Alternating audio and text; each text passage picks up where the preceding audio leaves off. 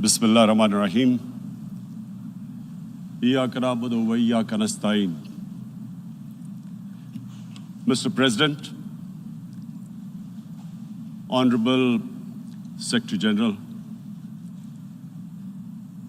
Excellencies, ladies and gentlemen,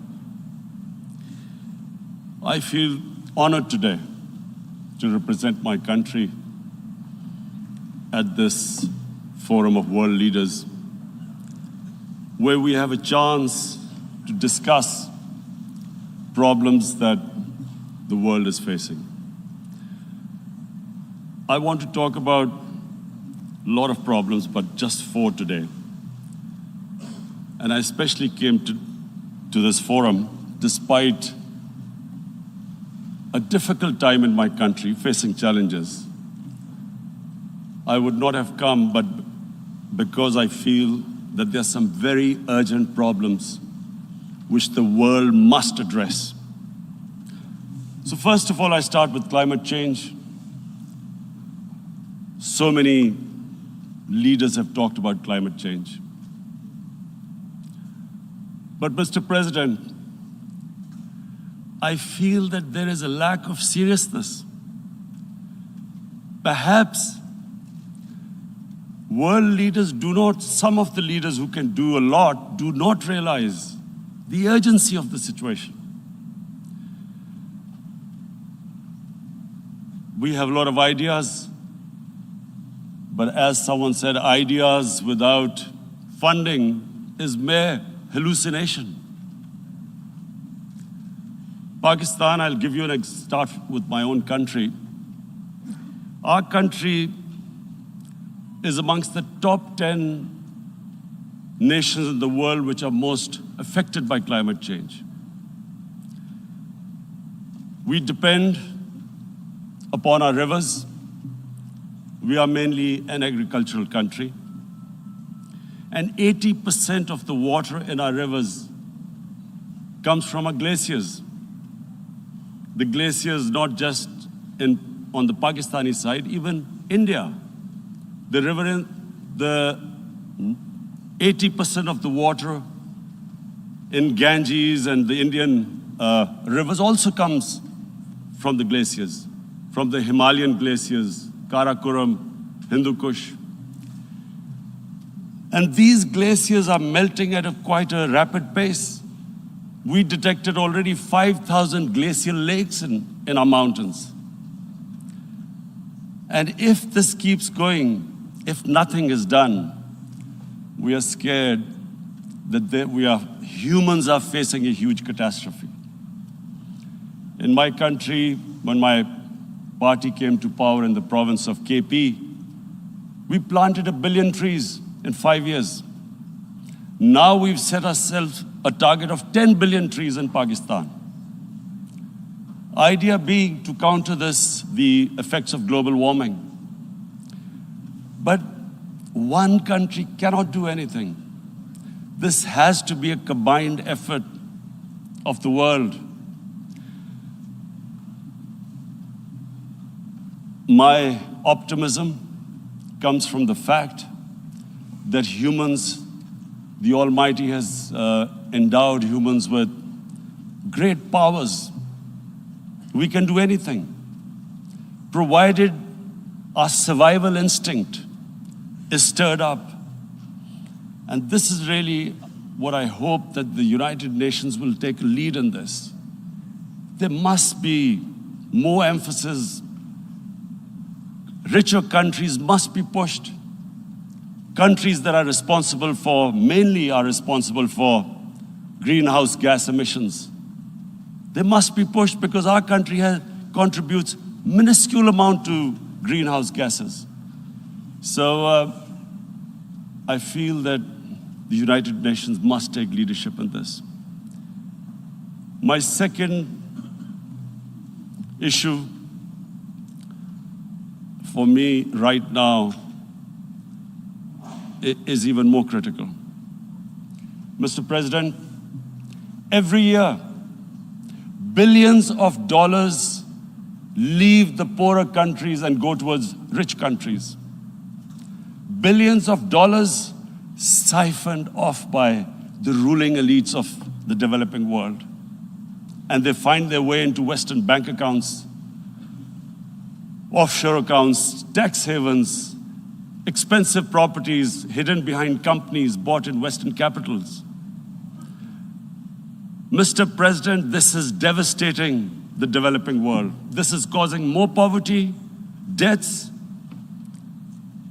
It's impoverishing the developing world.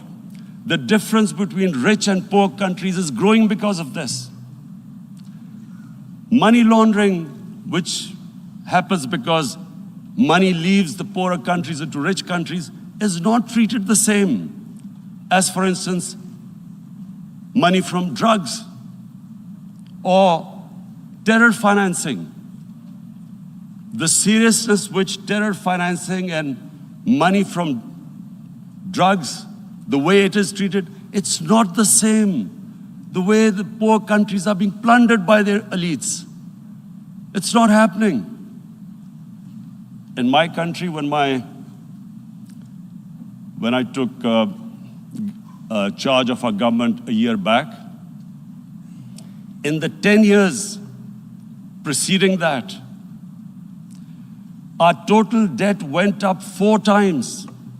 The debt we had accumulated in 60 years, just in 10 years, it went up 4 times. As a result, the total revenue we collected in 1 year, half of it went into debt servicing. How are we going to spend money on our human beings, 220 million people, when half the money is going into debt servicing? Because our country was plundered by the elites, the ruling elite. And easily they could get the money out. And when, Mr. President, we located properties in Western capitals bought by this money through corruption and money laundering, located the properties of these corrupt leaders, we find it so difficult to retrieve it. That money, if we retrieved that money, we could spend on our human beings. But it's so difficult. The laws protecting these criminals. We do not have the sort of money to have expensive lawyers and spend millions and millions of dollars. We need help from the rich countries. And Mr. President, it's critical. The rich countries must show political will. They cannot allow this to happen. How can the poor countries spend money on human development, which the United Nations asks, SDG? How are we going to do it when this money can easily leave our countries? So, unless the rich countries intend to build walls to stop economic refugees coming as we see right now, they must take action. They must take action now. It must be a deterrent. Corrupt ruling elites should not be able to take money out easily and park it into foreign bank accounts and into these properties abroad. And I never understand why. Why do we have these tax havens? Why is this allowed? Why shouldn't rich people pay taxes? Why is it legal to have these tax havens where you have these secret accounts? Because, world is changing. The population of the world is growing. Sooner or later, you're going to have a crisis. If the poor get poorer and the rich get richer, there is going to be a crisis sooner or later. So this is my second point. I hope that the United Nations takes a lead in this. It involves the IMF, the World Bank, Asian Development Bank. They must find a way of stopping this plunder of the developing world. My third point is Islamophobia.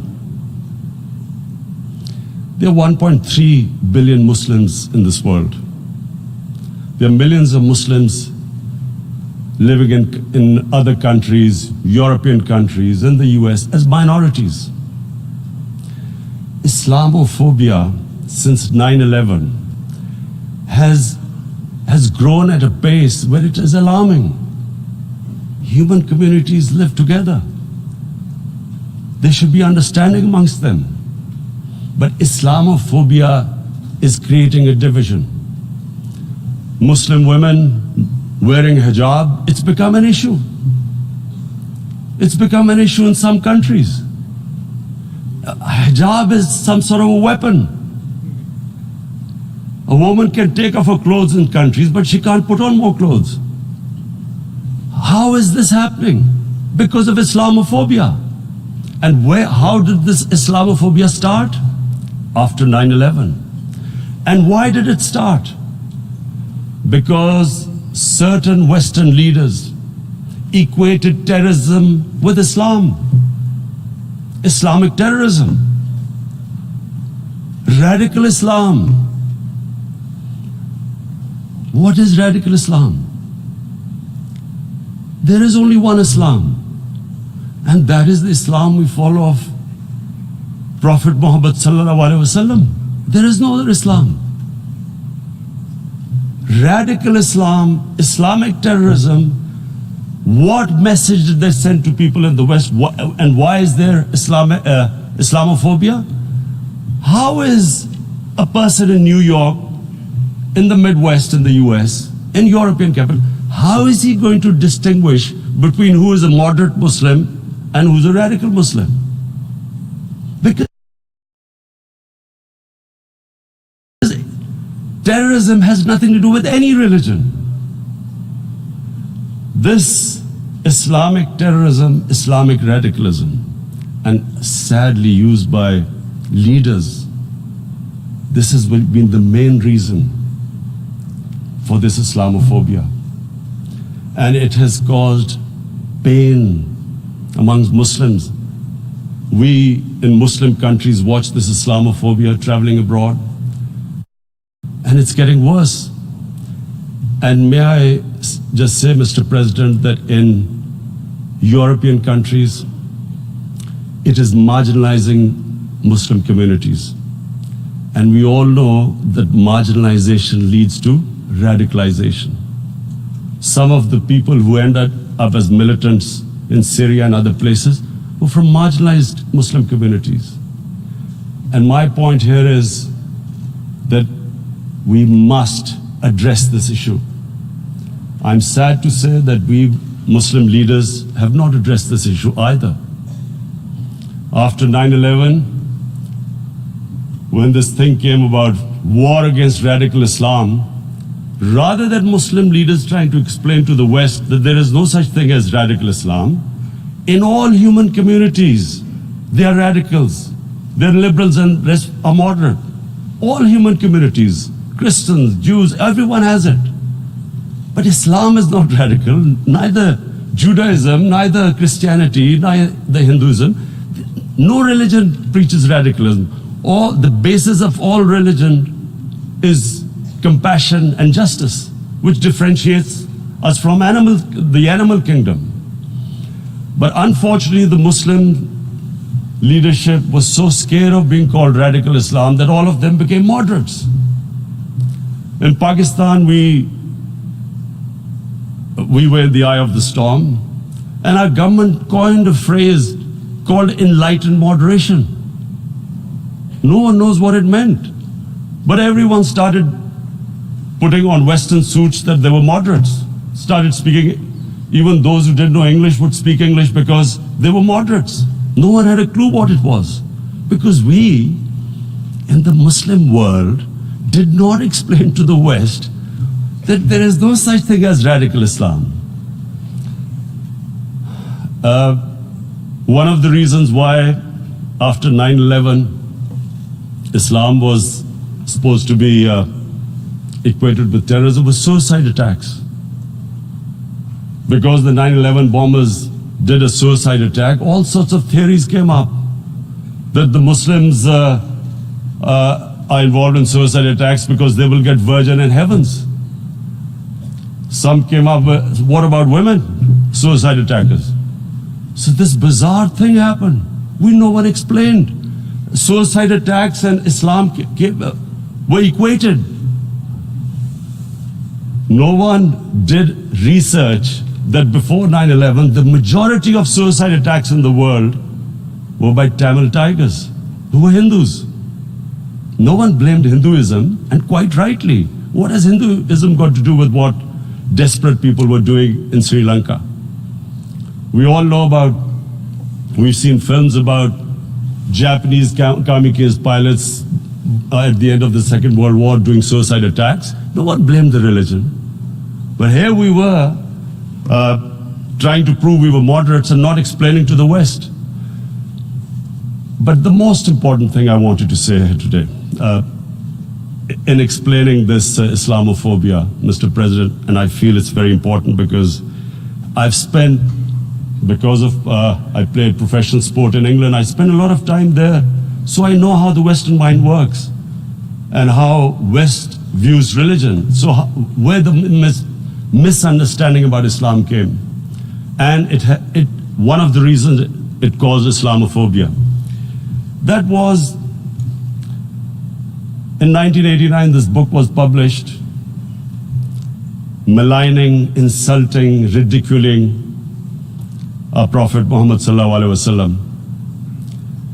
And there was a reaction in the Muslim world. The West couldn't understand what was the problem. Because in the West, because I have spent so much time in the West, religion is perceived completely differently. They don't look upon religion like we do. And so, Islam was supposed to be an intolerant religion. It was against freedom of expression. And Islam took a real beating 30 years ago. I still remember it became a watershed. And every 2 or 3 years, someone would malign our Prophet, peace be upon him. There would be a reaction by the Muslims. And again, it was Islam, an intolerant religion. Again, this time, I blame a certain section of the people in the West who deliberately provoked this, knowing the impact it would have. But the majority of the people in the West didn't understand. This is where, again, Muslim leadership let the Muslims down. We should have explained to them what our Prophet, peace be upon him, means to us. So in 1 minute, I'll try and explain what he means to us. Our Prophet was the witness to the divine book, the Holy Quran. The Holy Quran is the book of guidance for Muslims, and the Prophet's life was living the Quran. He was an example of what the Quran guided us to be. So he is the ideal we all try to get to. The Prophet created the state of Medina, the first state in Islam. That state was the basis of a Muslim civilization which became the predominant civilization for the next 700 years. And what was that state? I hear such strange things about Islam, that it is against women, it's against minorities. The first state of Islam in Medina, it was the first time a welfare state was set up. The state took responsibility of the weak, widows, orphans, poor people, handicapped. It taxed the rich, spent the money on the poor. The state announced that all human beings are children of Adam, hence equal, whatever the color of their skin. The state announced, the Prophet announced that, and slavery, the whole system depended on slavery as it did for many years in the Western societies. The Prophet said that one of the greatest deeds is to free a slave. But because the society depended on slavery, he said, but if you have to treat them as an equal member of the family. And as a result, something happened in a Muslim world which hasn't happened in any other civilization. Slave dynasties appeared, slaves became kings. The Mamluks, slaves who ruled Egypt. In India, there were slave dynasties. And then, with minorities, again, you hear that Islam is supposed to be against minorities. Let me just make this clear. In Islam, the Prophet announced that everyone was free to practice his religion. It was a sacred duty to protect the places of worship of all religions. He announced that every person is equal in front of law, whatever his religion or his color. And this incredible case, and I always quote this, that the fourth Khalifa, the head of state of Medina, he lost a court case against a Jewish citizen. So, number one, it showed there was a rule of law, no one was above law. And number two, that a Jewish citizen was an equal citizen. So, Mr. President, when a Muslim society is unjust to its minorities, it is going against the religion of Islam and our Prophet, peace be upon him. So, it is important to understand this. The Prophet lives in our hearts. When he's ridiculed, when he's insulted, it hurts.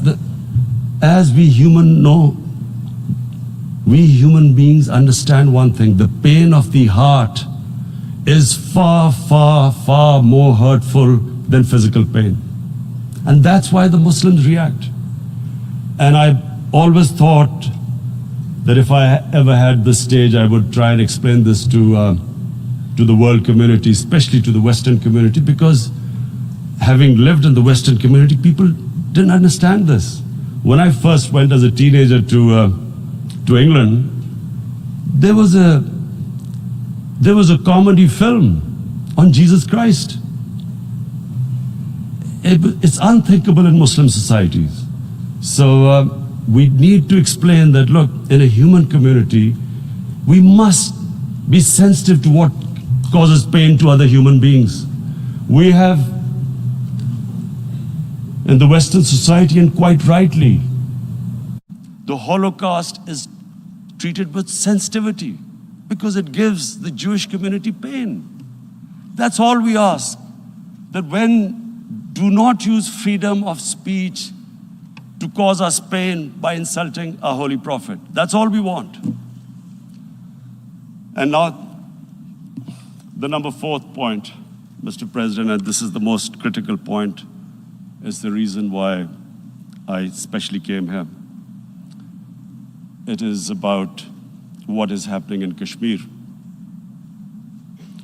Before I go on this, I want to make one thing clear, that when we came to power, my first priority was that Pakistan would be a country which will try its best to bring peace. We had been through this war on terror. We joined the United States war on terror after 2001. And Pakistan went through one of its worst periods where 70,000 Pakistanis died and over 150 billion was lost to our economy. And Mr. President, I opposed the war because in the 80s, Pakistan had joined the Western countries in what was the freedom struggle then in Afghanistan against the Soviets. And it was funded by the Western countries. These Mujahideen groups, which were treated in guerrilla warfare,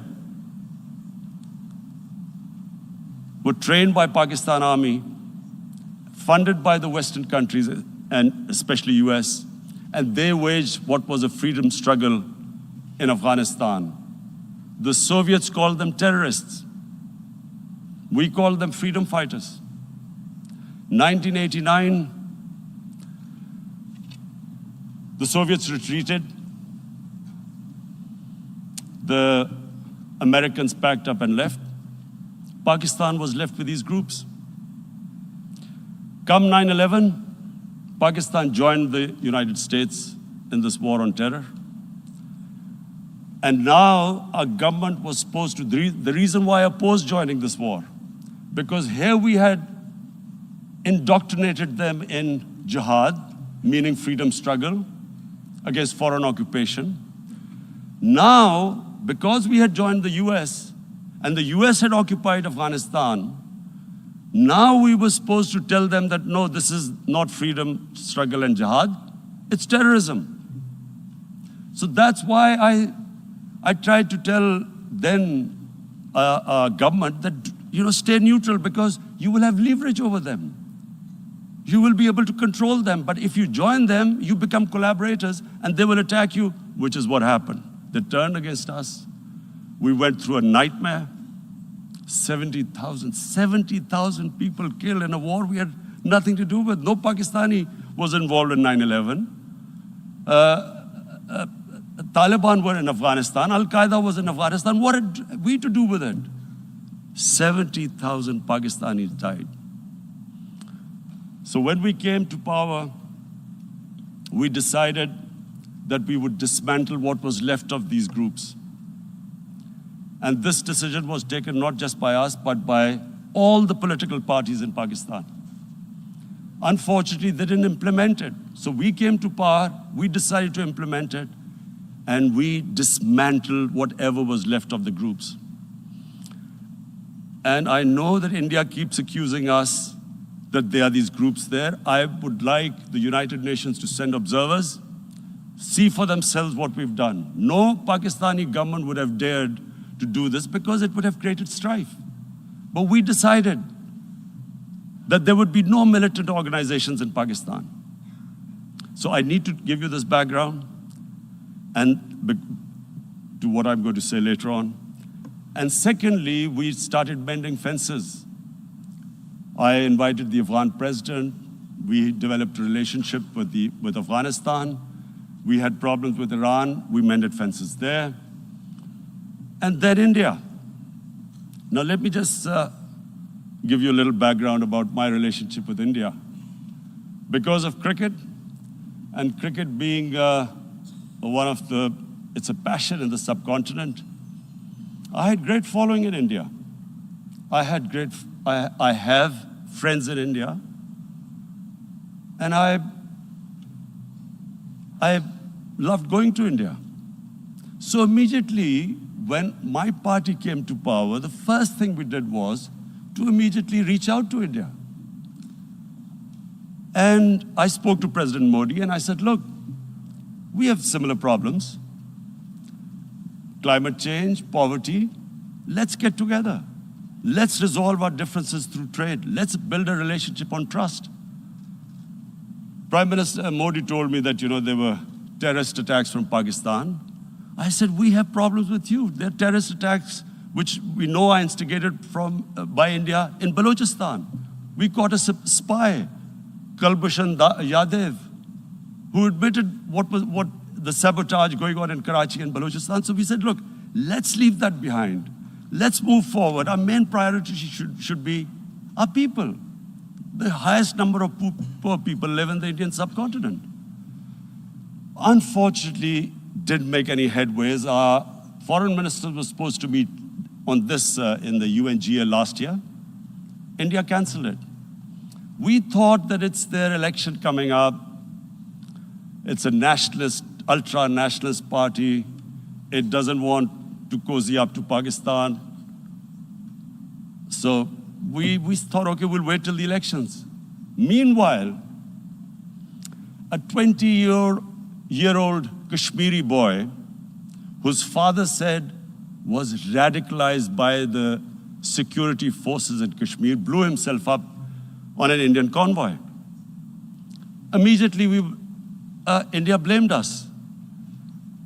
I spoke to the Indian public on television. I said, if you give us any iota of proof, we will immediately take action because we've clamped down on these groups. Rather than sending us any proofs, they sent their jets in, they bombed us. We retaliated. A jet, 2 of their planes were shot down, 1 pilot bailed out in Pakistan. We immediately returned the pilot, saying that, look, we do not want any escalation.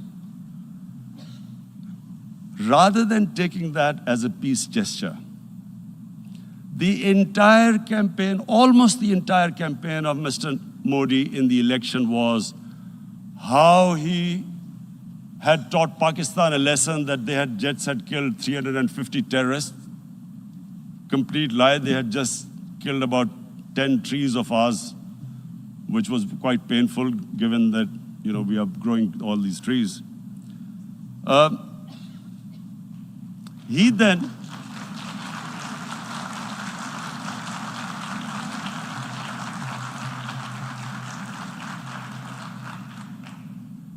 the election campaign, Mr. Modi used words like, this is just a trailer, the movie is about to start. I went into Pakistan and taught them a lesson. This was the election campaign. Okay, so we thought, us politicians make all these statements to win elections. So, okay, after elections, we'll get back to our normal relationship. Well, the moment the elections ended, we approached India, no response, but then we discovered they were trying to push us in the FATF blacklist to bankrupt us. That's when we realized there was an agenda. And that agenda became obvious on the 5th August when India went against 11 United Nations Security Council resolutions which say that Kashmir is a disputed territory and the people of Kashmir have the right of self-determination. They went against that. They went against Simla Accord, which is about bilateral, sorting out our differences through bilateral means, went against that. They actually went against the Indian Constitution. Illegally, they revoked Article 370, which gave Kashmir the special status. They got an extra 180,000 troops there. Total number of security forces in Kashmir now are 900,000.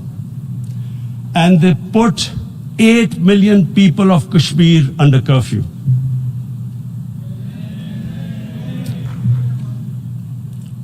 Mr. President, now I just briefly want to make the people understand, how can anyone do something like this? And for that, I have to explain to you what is RSS. RSS,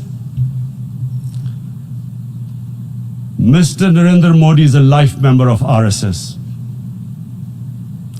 RSS was an organization that was inspired by Adolf Hitler and Mussolini, came about in 1925. They believed in racial purity, racial superiority. They also believed they were an Aryan race like the Nazi believed they were an Aryan race. All that I'm saying can be verified. This is the time of information revolution. You can Google all this, what I'm saying. But it is very important for me to explain this to you so you know what is happening in India. This RSS believed in the ethnic cleansing of Muslims from India. At one point, there was racial superiority of the Hindu race. Secondly, it was hatred for the Muslims and for the Christians because they believed that this golden age of Hindu civilization was stopped because of Muslim rule centuries back and then the British rule of India. So it was racial superiority and hatred for Muslims and Christians. This is openly stated. You look at the founding fathers of RSS, Golwalkar and Savarkar. Just Google them and you'll find out. And this ideology of hate is what murdered the great Mahatma Gandhi in 1948. It was this ideology of hate that made Narendra Modi in 2002 do a pogrom against Muslims in Gujarat when he was the chief minister. He allowed 3 days for these RSS goons who were inspired by the Hitler brown shirts. They actually wear brown shirts. This RSS, the Congress Home Minister gave a statement that in RSS camps, terrorists are being trained. And these terrorists butchered 2,000 Muslims and 150,000 Muslims were made homeless. Narendra Modi could not travel to the US because of that. And I need to make you understand this background before I explain to you that what sort of a mindset would lay siege to 8 million people with 900,000 troops. Women, children, sick people, locked in as animals. In fact, of what I know of England, if 8 million animals were locked in, the RSPCA would have made a lot of noise about it. These are human beings.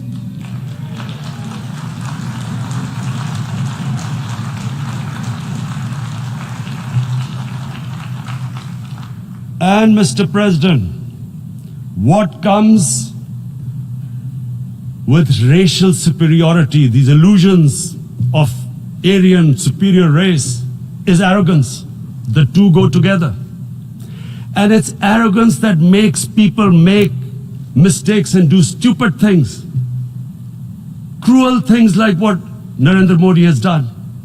It's sheer arrogance.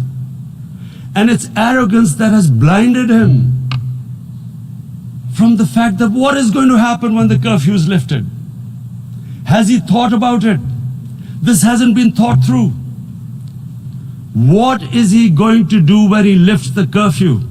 Does he think that people of Kashmir will quietly accept the status quo because India has changed the constitution and taken away the special status? They'll accept that?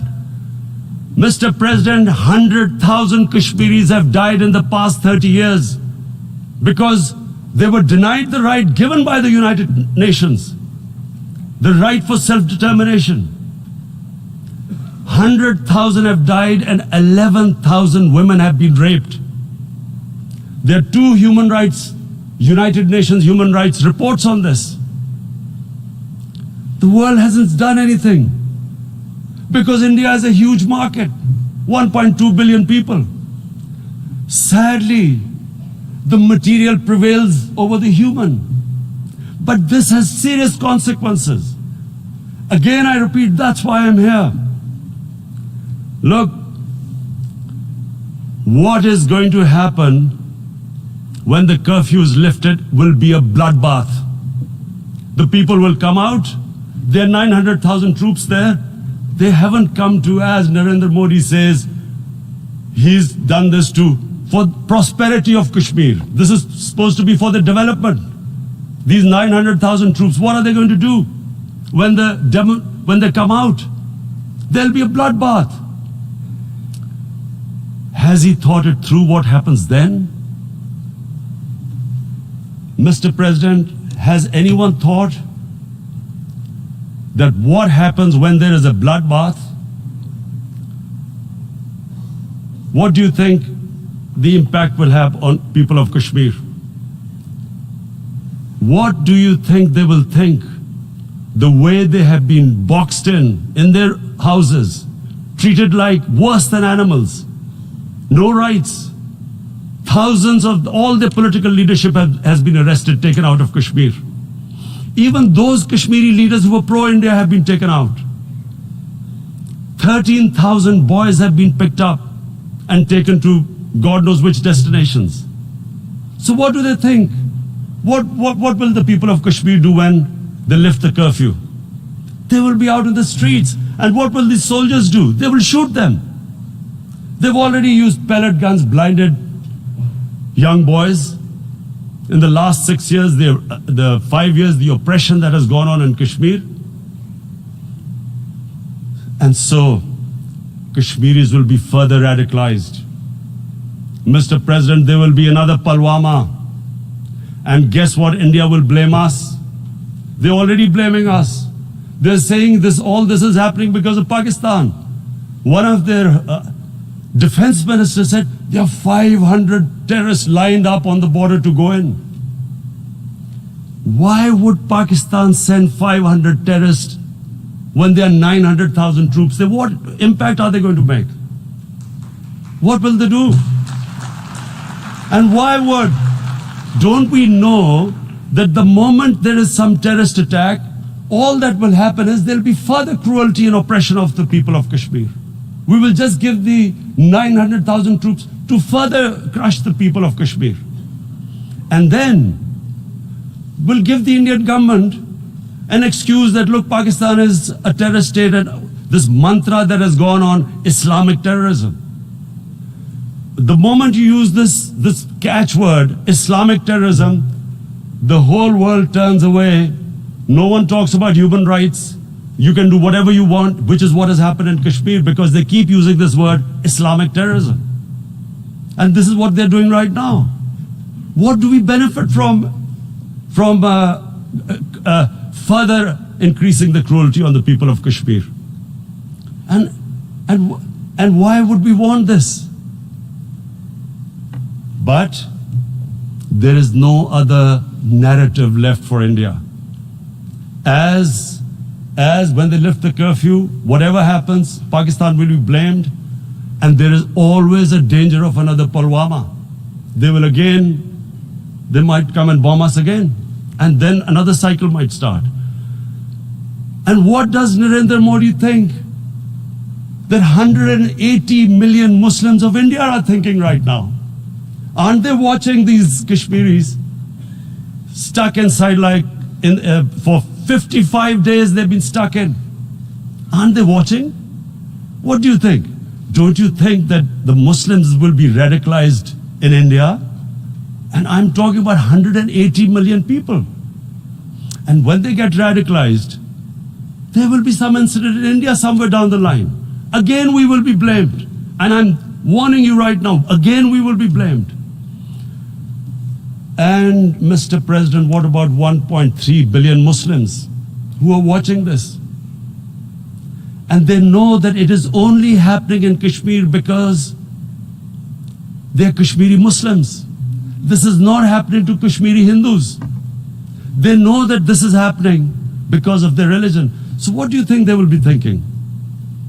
What do you think the Jewish community would think if they were, forget 8,000 Jews stuck like this? What do you think Europeans would think? What do we think? I mean, any human community, if their members are stuck like that, what do you think they will think? Are we a children of a lesser God? Is it not going to cause us pain? And then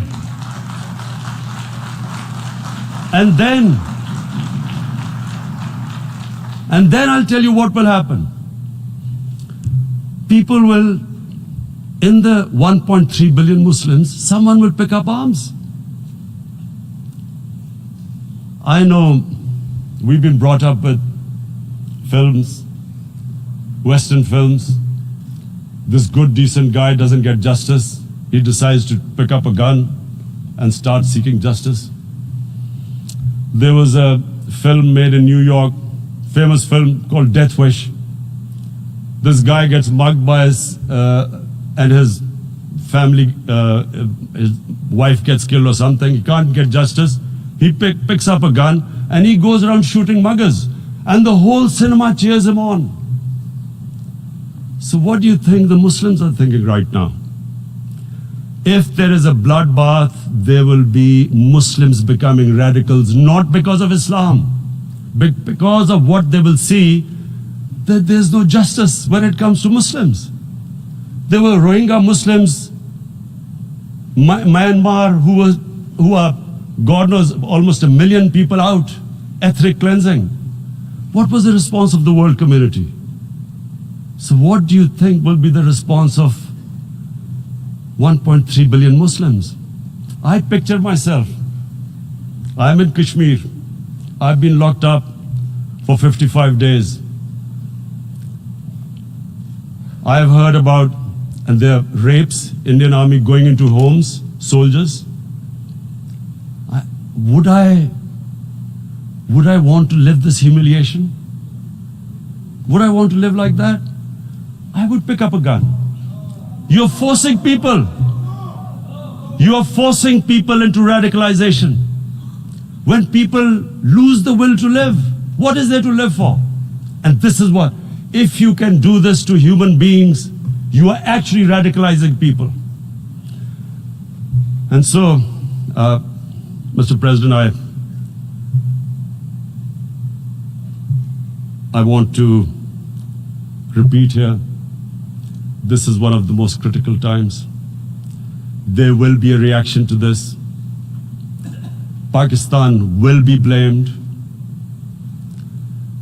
2 nuclear-armed countries will come face to face like we came in February. And before we head in that direction, the United Nations has a responsibility. This is why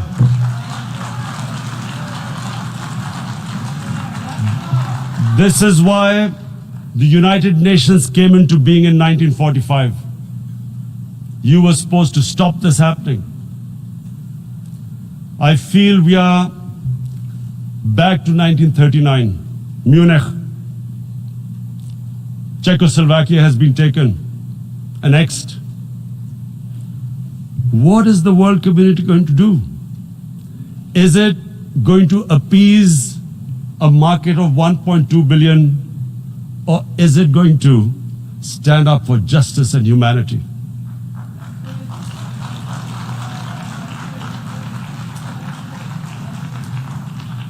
If this goes wrong, you hope for the best, but be prepared for the worst.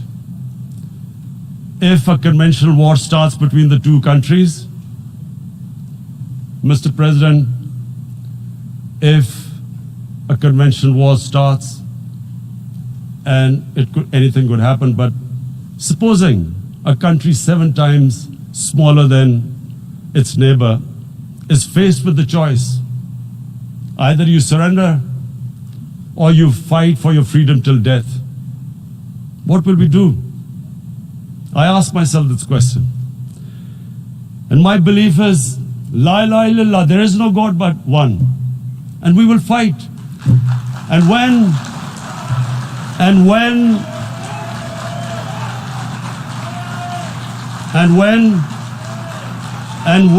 a nuclear-armed country fights to the end, it will have consequences far beyond the borders. It will have consequences for the world, which is why I repeat I'm here. Because I'm warning you, it's not a threat. It's a fair worry that where are we headed? And I've come here to tell the UN, you've got to, this is a test for the United Nations. You are the one who guaranteed the people of Kashmir the right of self-determination. They are suffering because of that. And this is the time. This is the time not to appease like in 1939 appeasement took place. This is the time to take action.